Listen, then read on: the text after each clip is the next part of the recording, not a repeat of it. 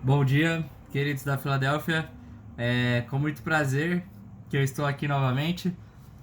Para quem acompanhou o culto domingo passado, sabe que eu falei um pouco do livro de Colossenses, capítulo 1. Gostaria de retomar algumas coisas antes da iniciar o culto aqui hoje, né? A pregação.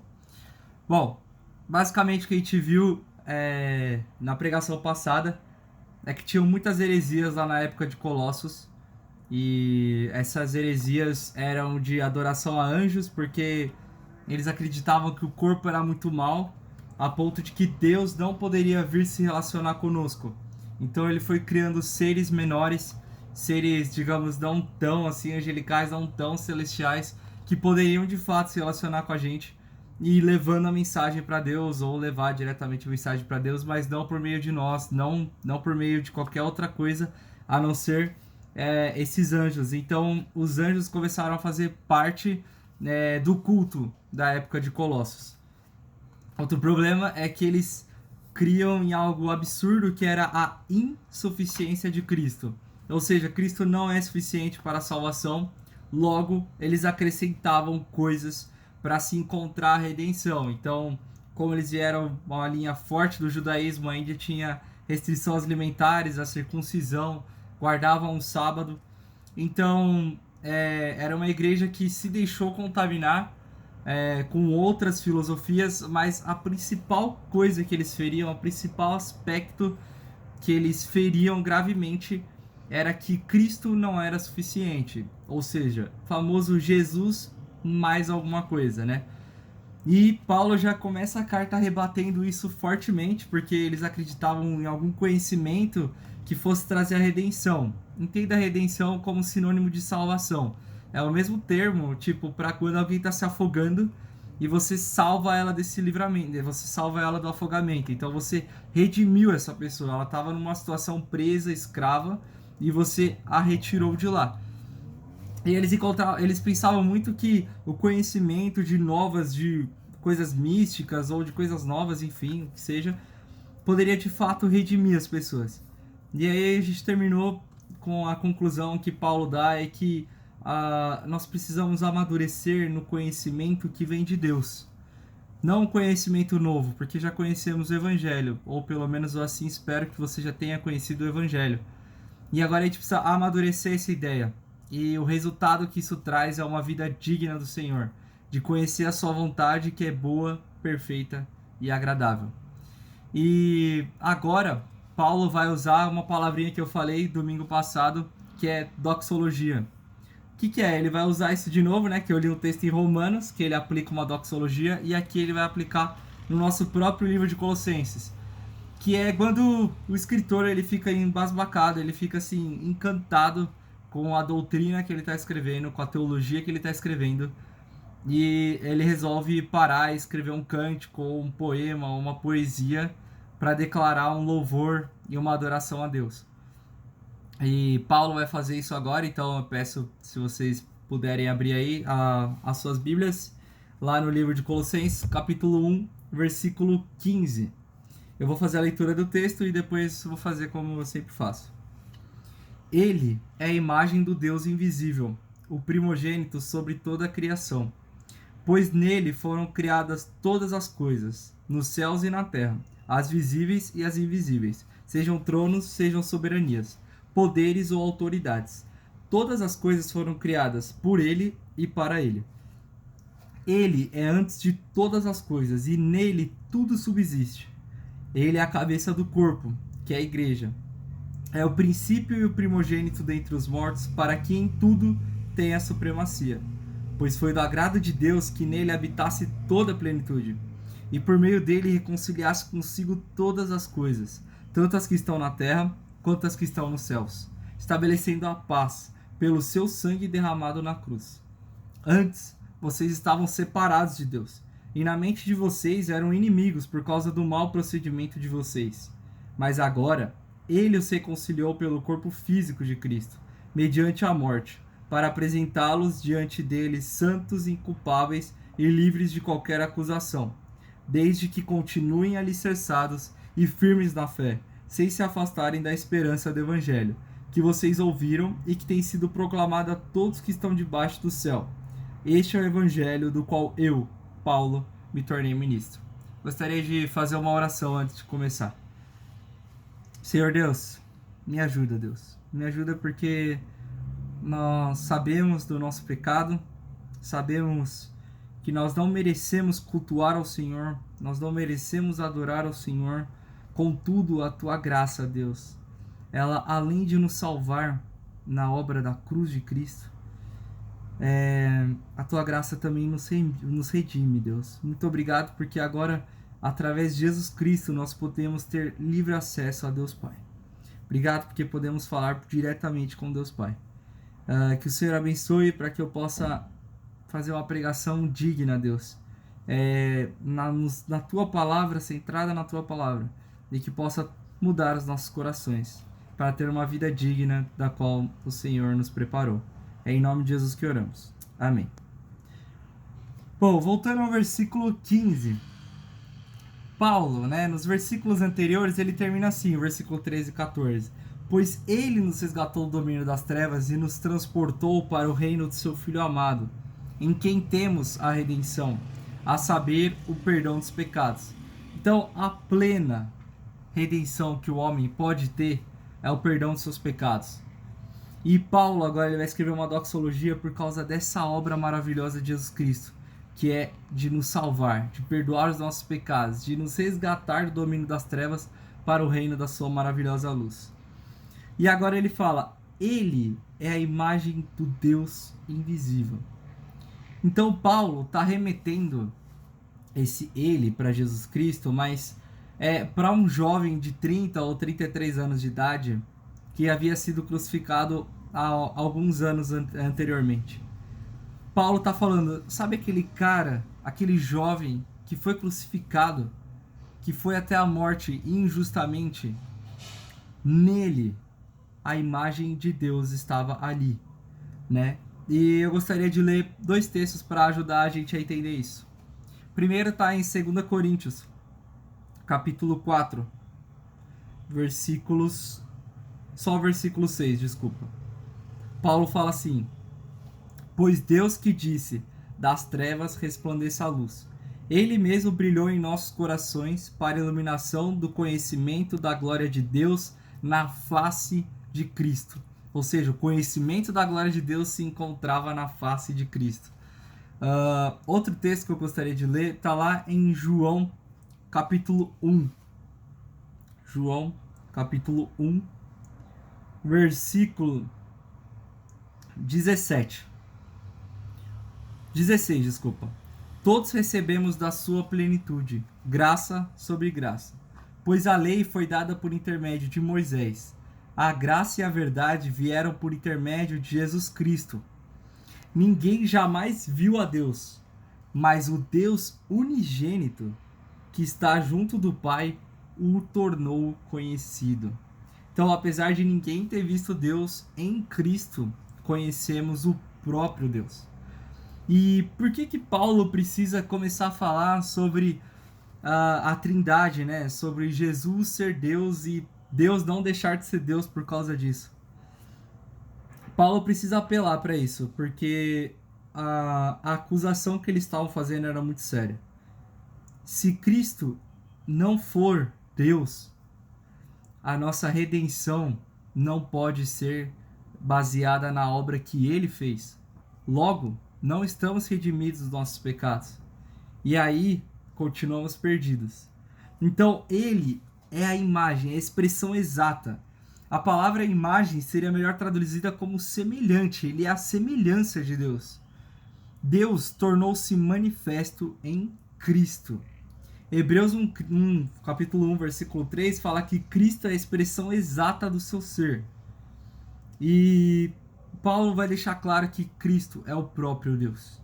A imagem do Deus invisível. O primogênito sobre toda a criação.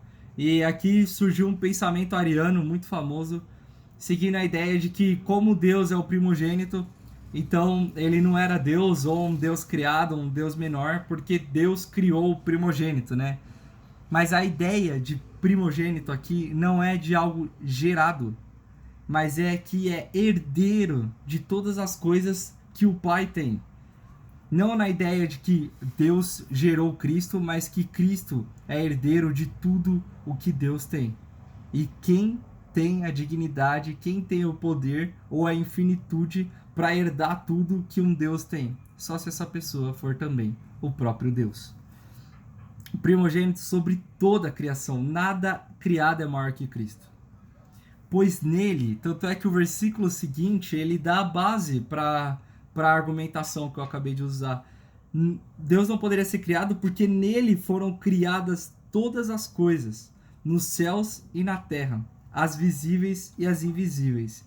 E aqui Paulo é muito sábio, porque ele coloca tudo no pacote. Ele fala das coisas dos céus, da terra, que dá para ver, que não dá para ver, trono, soberania, poder, autoridade, todas as coisas foram criadas por ele e para ele. Por que Paulo faz isso? Porque Paulo precisava mostrar que não tinha nada que se comparasse a Cristo e que todas as coisas que existem dependem única e exclusivamente da existência de Cristo. Então, todos os anjos que eles falavam ter, todas as criaturas que eles adoravam e tudo mais, Paulo está falando, olha, nada que foi criado existe, porque tudo foi criado por ele e para ele. Então, algo importante da gente ver também é que em Cristo a existência passa a fazer significado. Não tem como a existência existir em si mesmo. Alguém criou o existir, e esse alguém é o próprio Jesus Cristo. A existência só faz sentido porque Jesus é maior do que a própria existência.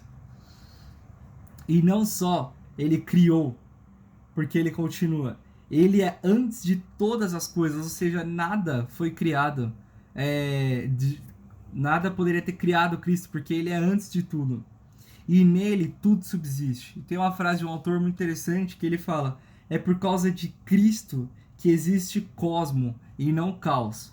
Então, além das coisas terem sido criadas pelas próprias mãos de Jesus e para Jesus, o universo só mantém um equilíbrio porque ele ainda continua subsistindo isso, ele ainda continua sustentando o próprio universo. Paulo está humilhando todo e qualquer outro tipo de pensamento que faça com que Cristo não seja algo como ele de fato deva ser, digno de toda a glória. Não tem limitações nenhuma, é infinito em poder, e Paulo está depositando, está descrevendo essa grandeza de Jesus. Porque todas as coisas só existem por causa de Jesus, é por ele e para ele. O princípio, meio e fim acham-se em Cristo. Então, tanto o Gênesis da história, o começo da criação, tanto o viver que estamos tendo aqui agora e o Apocalipse, tudo acha-se em Cristo, e em mais ninguém. Sendo assim, nenhum ser pode, e aqui vem a primeira aplicação, é que nenhum ser pode tomar o lugar de Cristo num culto, numa igreja. Não pode. Nada pode tomar o lugar de Jesus num culto a Deus, porque nada se compara ao próprio Cristo, e se todas as coisas é por ele, para ele, e por causa dele, e ele sustenta o universo, como que nós podemos em sã consciência adorar ou prestar culto a qualquer outra coisa que não o próprio Cristo?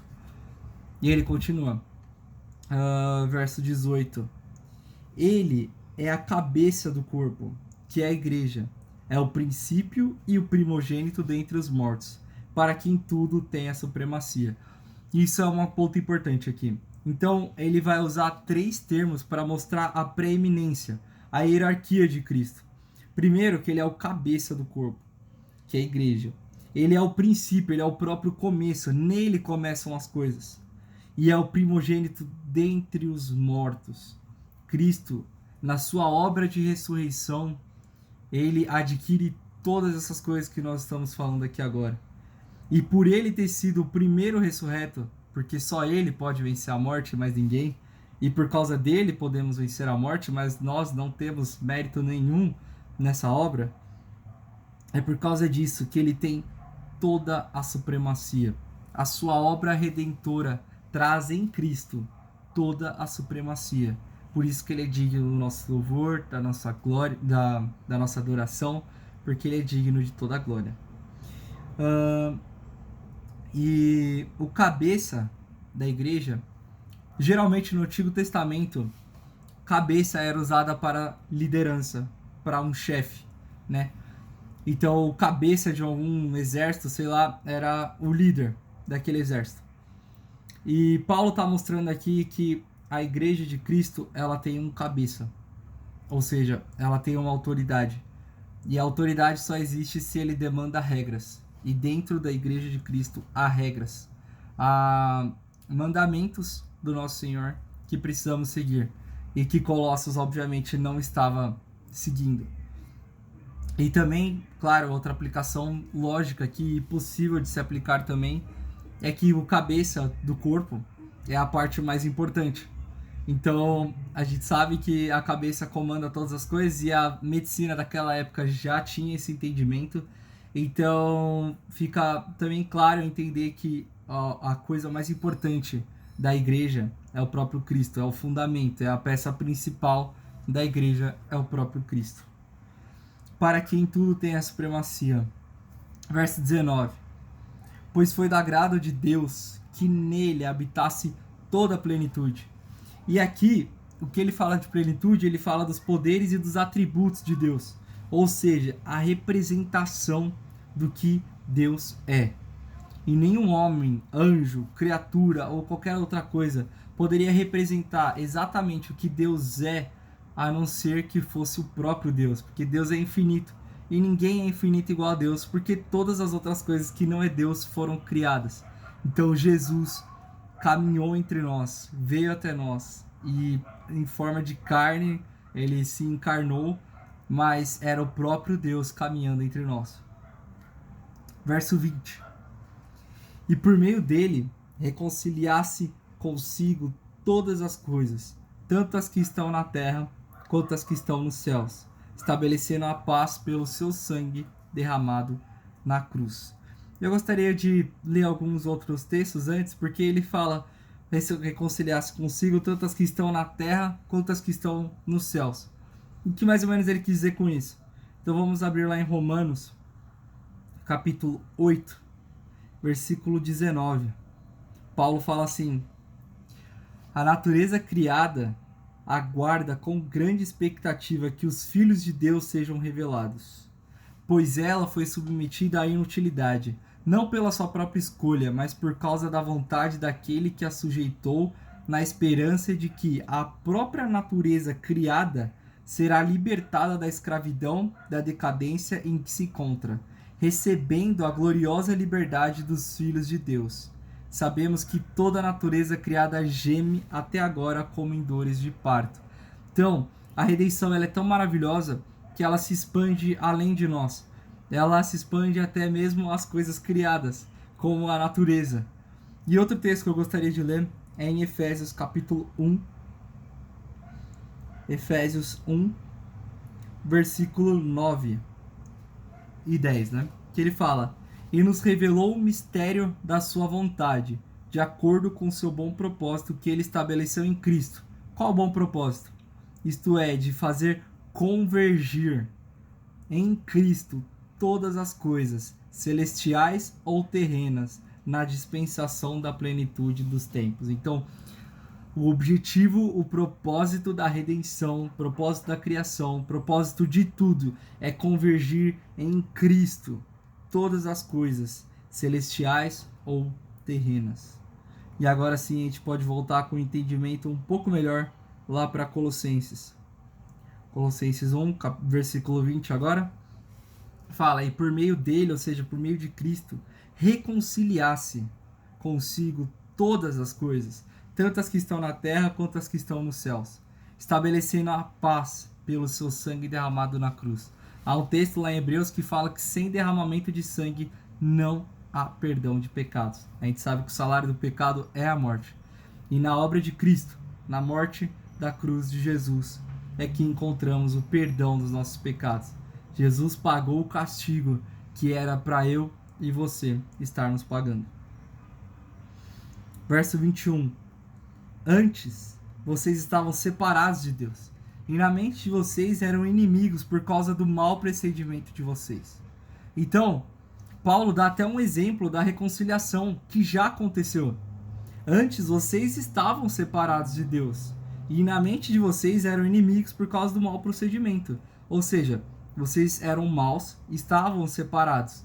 Mas olha só, mas agora ele os reconciliou pelo corpo físico de Cristo, mediante a morte, para apresentá-los diante dele santos, inculpáveis e livres de qualquer acusação. Então, o Deus que reconciliou eles, redimiu eles, Paulo dá um exemplo para ficar mais claro ainda para nós, porque nós éramos inimigos desse próprio Deus.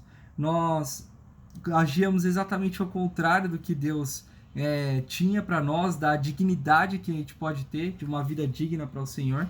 E não só isso, a gente não só não fazia o que ele queria, mas como fazia exatamente o contrário. E Paulo está falando que por causa do procedimento, as suas atitudes, mas agora ele reconciliou pelo corpo físico de Cristo, a morte e a ressurreição de Jesus Cristo, mediante a morte, para apresentá-los, ou seja, tem um propósito essa morte de Deus, tem um propósito essa redenção, que é apresentar santos, separados do pecado, inculpáveis e livres de qualquer acusação. E ele não está falando simplesmente sobre abster, abstenha aí o que eles fizeram, mas sobre ter pago essa dívida em Cristo. Versículo 23. Desde que continuem alicerçados e firmes na fé, sem se afastarem da esperança do Evangelho, que vocês ouviram e que tem sido proclamado a todos os que estão debaixo do céu. Este é o Evangelho do qual eu, Paulo, me tornei ministro. Então, Paulo coloca desde que continuem alicerçados e firmes na fé, por quê? Estranho, ele acabou de falar que toda a obra é em Cristo, que Cristo reconciliou, e agora ele está falando desde que fiquem firmes e alicerçados. Porque quando Paulo fala aos santos que estão em Colossos, ou aos meus irmãos que estão lá, ele fala sobre o presente. Então, olhando no presente, por exemplo, agora na Filadélfia, a gente pode ver diversas pessoas que realmente no presente são nossos irmãos, estão conosco na batalha, estão conosco no Evangelho. Mas as pessoas que geralmente não se mantêm alicerçadas na fé, provavelmente não são de fato as que foram redimidas por Cristo. E claro que aqui a gente não vai afirmar nada 100%, porque o que cabe a nós, o que compete a nós é ter certeza da nossa salvação e pregar o Evangelho sempre. Mas o que Paulo quer dizer é que esse desde que continuem não quer dizer que toda a obra de Cristo, mas agora precisam fazer alguma coisa. Não. É que a obra redentora, ela nos permite, ela nos impulsiona, ela nos direciona a ter um viver que é alicerçados e firmes na fé, que a gente já viu essa palavra anteriormente, sem se afastarem da esperança. Então, geralmente, afastar-se da esperança é ter uma vida que não é alicerçada na fé. Irmãos, nós precisamos ter claro na nossa mente que a nossa esperança não é para essa terra. Nós somos peregrinos. A nossa esperança é para a glória eterna, é para a eternidade. E é isso que nós precisamos nos agarrar. Na esperança do Evangelho, que vocês ouviram e que tem sido proclamado a todos os que estão embaixo do céu. Ou seja, como eu falei na outra pregação, a verdade ela é universal. O Evangelho é universal. É para todos os que estão debaixo do céu. E aquela mentira que eles inventaram, aquelas heresias que eles inventaram, era só para aquela cidade mesmo. Ela não perpetuava. E Paulo mostra-se orgulhoso, alegre, porque esse é o Evangelho da qual eu, Paulo, me tornei ministro. Paulo fazia essas coisas com orgulho, ele falava do Evangelho e ele fazia questão de se regozijar, de se alegrar, de falar, é esse o Evangelho que eu me tornei ministro, né, com o orgulho que ele pode ter. E trazendo aqui para nós, o que a gente pode trazer de aplicação, né? A gente não adora anjo, a gente não crê que a matéria é totalmente má, tal. A gente não pensa igual a eles, exatamente. Mas o princípio nós cremos. Nós cremos principalmente no ponto que Paulo mais defendeu, na insuficiência de Cristo. Imagina, Daniel, a gente sabe a teologia, a gente acabou de ver, a gente não discorda de nada que você falou, mas, irmãos, quando a gente viu que a criação foi por ele, para ele e por causa de Cristo, em Cristo que há a criação, por causa dele e para ele. E a nossa pergunta é, será que a nossa vida é igual? Será que a nossa vida é para Cristo, por Cristo e em Cristo? Ou não? Será que a gente está mais preocupado com o nosso trabalho, com a nossa família, com os nossos sonhos em viagens, em descanso, no nosso prazer, ou no que a gente viu na pregação passada, no que nós pensamos ser correto, nos nossos achismos? Será que tudo isso não vem, às vezes, na frente do fato de que Cristo é suficiente? Será que a gente pode ler Colossenses e falar, olha, Deus é a imagem do Deus invisível, primogênito sobre toda a criação, pois nele foram criadas todas as coisas? Será que a gente pode olhar isso e falar, ainda bem que o meu viver reflete isso? Será que o nosso viver reflete a vida de alguém que entende a supremacia e a grandeza de Cristo, a ponto de que todas as nossas ações, do começo, do meio da nossa vida e até o final, sejam para a glória de Deus? Então, irmãos, eu queria trazer aqui que a gente não é muito diferente do pessoal de lá, mas é em Cristo que nos fortalece. A gente pode ter não só a redenção dos nossos, o perdão dos nossos pecados, mas continuar crescendo na santificação, continuar sendo redimidos dia após dia, com uma vida centrada em Cristo, para Cristo e por Cristo. O que eu queria convidar os irmãos e o que eu entendo que a passagem bíblica aqui nos convida a fazer é que todas as nossas atitudes sejam direcionadas e tenham um propósito de Cristo, porque a própria existência só existe por causa de Cristo. Como que nós podemos ter a ousadia de viver para outra coisa, se a própria existência e Deus que está acima das celestiais, as terrenas, as visíveis, as invisíveis, todas as coisas estão centradas em Cristo? Como que nós podemos ter uma vida que não seja desta maneira? Irmãos, que Deus nos abençoe nesse grande desafio da graça redentora e que nosso propósito maior seja render glórias a Deus, porque Ele é o motivo da nossa existência e nada mais. Deus abençoe, até domingo que vem.